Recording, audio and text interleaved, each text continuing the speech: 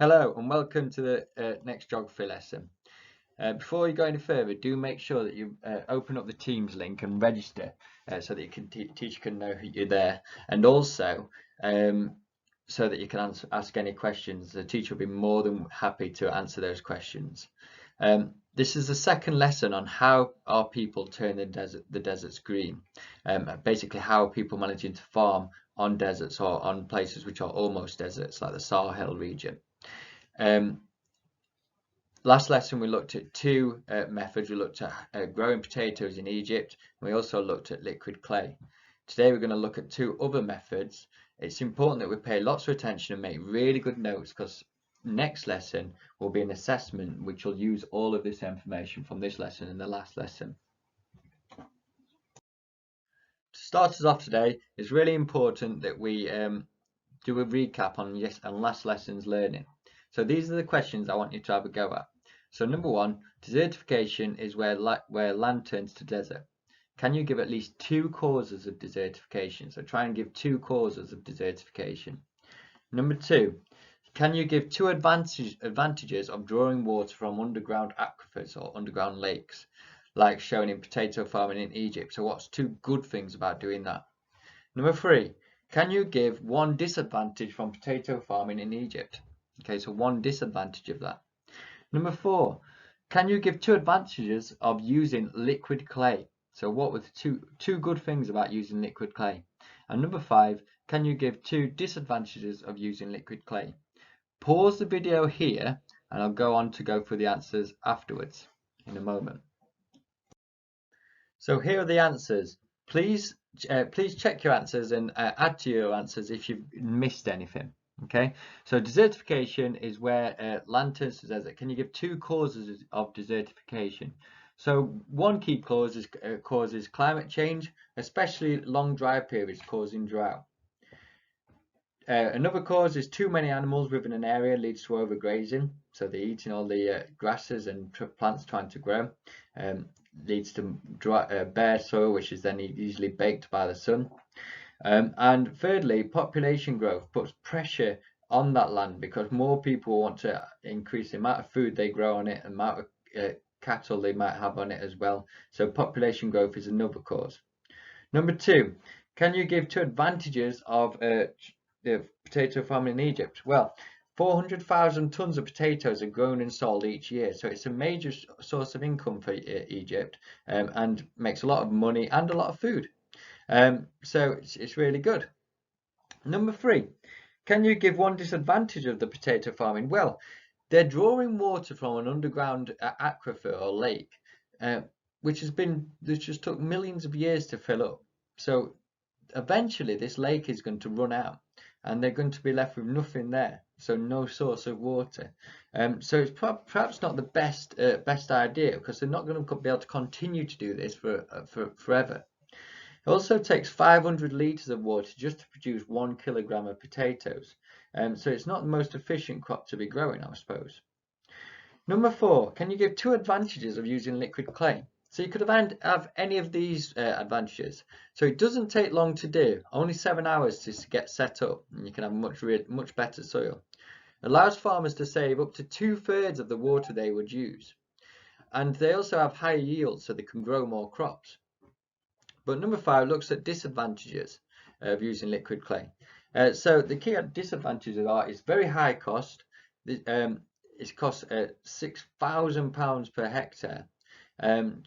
So it's too expensive for most farmers in a lot of Africa, and it needs to be redone again after 5 years. So you can't just do it and then once and then it's perfect forever. You have to keep maintaining it every so often. So this is the third method of the four that we're going to look at. This one's called stone lines in Burkina Faso.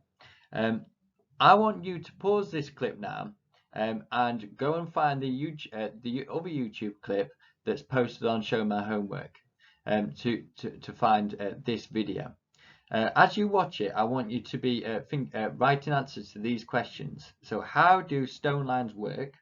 What are the advantages of stone lines? And what are the disadvantages of stone lines? A good idea would be to write these questions down and leave space for your answers before you watch the video. So pause this video now and go and find the video on stone lines in Burkina Faso on Show My Homework, and then come back to this once you've done. So here are some key notes that you need to make sure that you've got from that video. So how do stone lines work? Well, stones are placed in lines going across the slopes to prevent rainwater washing away the topsoil, which is important for growing crops. It's where most of the nutrients are. If there is a shortage of stones, grass can be used. The second point, so what are the advantages of stones? Well, there were lots of advantages. Some key ones that I spotted were: it's very cheap and uses material found lying around. Easy skill for people to learn. Improves the harvest for farmers so they can eat and make money. And huge area covered. What's the disadvantage of stone lines? Well, it was hard to think of many disadvantages. One disadvantage that I thought of was that it's not as big, it does not make as big a difference as some of the other methods. You wouldn't be able to get as big a yield, for example, from this than if you were using this sort of the aquifers from the potato farming in Egypt, or perhaps if you'd got money to spend on liquid clay. But these are this is a really good method. So this is the final method that we're going to look at. Again, you need to pause this video and go and find the second video posted on Show My Homework that looks at the Great Green Wall. Again, I want you to do the same process. I want you to put these 3 questions down, leave space for your answers so that you can answer them while you watch the video. Okay, so what is the Great Green Wall? What are the advantages of the Great Green Wall? And what are the disadvantages of the Great Green Wall? Okay, so leave space for these and answer these questions. So you need to pause this video and go and find the YouTube clip in Show My Homework. Welcome back. So here are some key notes that you should have got from that video. So first of all, what is the Great Green Wall? So it's a wall of trees that is 15 kilometers wide, 8,000 kilometers long, and spans 11 countries. Its aim is to stop the spread of the desert, or what we call desertification. What are its advantages? Well, there are a number of advantages. Here are some of them.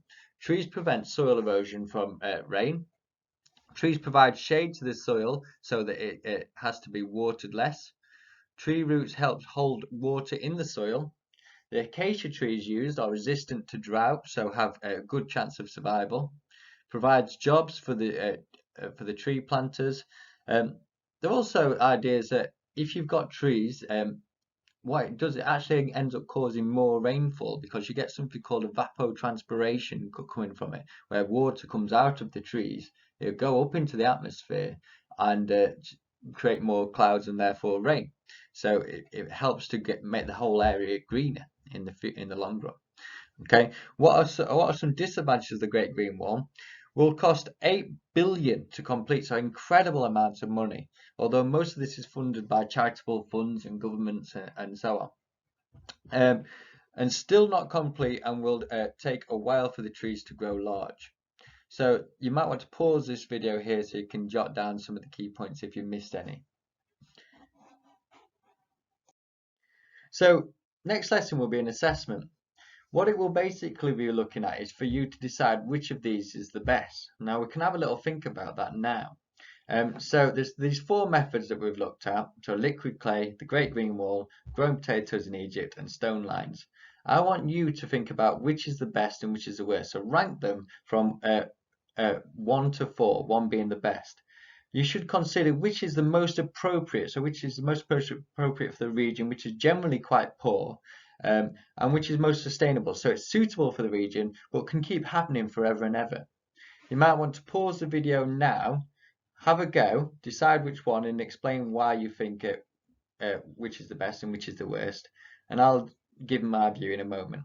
So pause it now. So here's my view. It's not that my view is definitely correct. You can easily disagree with me and you'll still pick up marks in the future. There's no right or wrong answer to this, but in my view, perhaps the most appropriate here is stone lines, mainly because it's basically free or very, very cheap, and pretty much everybody can do it and get involved, and they can do it on whatever's there. But close behind that for me is the Great Green Wall. I love the growing of trees because it takes carbon dioxide out of the atmosphere and stops climate change, and it will also help to stop the spread of the desert. Probably the major downside to this, and one downside that we've not really thought about here a little bit, is that if you're growing trees there, you can't grow crops there, or not grow crops as well there. So perhaps there's people there that are not making growing the crops that they might need.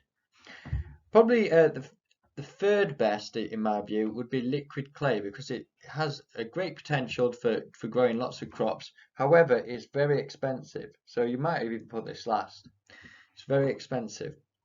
And growing potatoes in Egypt using the underground lakes and aquifers is wonderful for the short term, but you have to worry about the long term. When that water runs out, future generations are not going to thank us for using that water. Okay, thank you for doing this lesson. Remember to register if you haven't done so in Teams. You might want to leave a little bit of feedback for your teacher or ask any questions. But thank you, well done.